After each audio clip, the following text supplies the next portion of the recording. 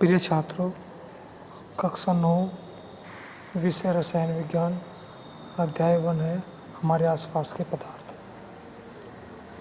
इसमें पहला पॉइंट है द्रव्य या पदार्थ, जिसको मैटर और सब्सटेंस भी बोलते हैं। द्रव्य वह है जो स्थान घेरता है और जिसमें द्रव्यमान होता है।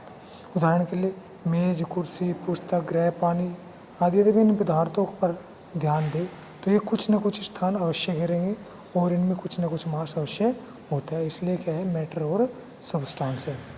एक पॉइंट होता है आयतन।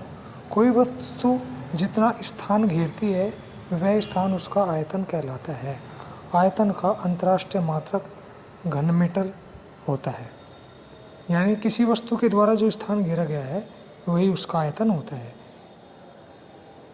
एक घन मीटर में 1000 लीटर होते हैं और यदि 1 लीटर में हम निकाले तो 1/1000 घन मीटर या 10 की पावर 3 यानी 1000 घन सेंटीमीटर होते हैं। पदार्थ के गुण, पदार्थ के जो कण होते हैं उनके कुछ गुण होते हैं। फर्स्ट पॉइंट है पदार्थ के कणों के बीच रिक्त स्थान होता है जिसे अंतराण्विक स्थान या आकाश कहते हैं।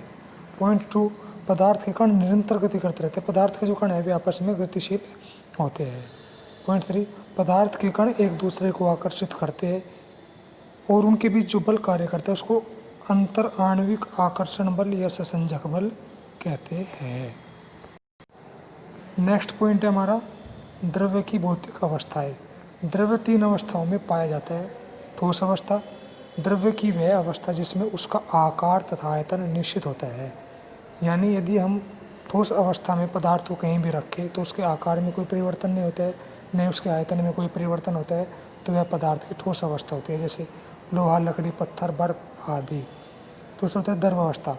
द्रव्य की वह अवस्था जिसमें उसका आयतन तो निश्चित होता है लेकिन आकार निश्चित नहीं होता है, द्रव अवस्था कहलाती है। जल, दूध, तेल, पारा आदि ये अपने तल को नहीं छोड़ते हैं, क्योंकि यदि हम इनको कहीं रखें तो ये उसी का आकार ग्रहण कर लेते हैं। यही कारण है कि आकार तो निश्चित नहीं होता है लेकिन अपना तल न छोड़ने के कारण आयतन निश्चित ही रहता है। नंबर 3 है गैस अवस्था।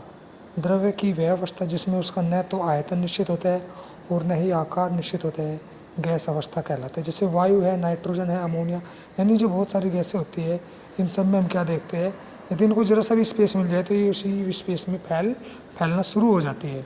अर्थात उनका आकार भी निश्चित नहीं होता है और उनका आयतन भी निश्चित नहीं होता है।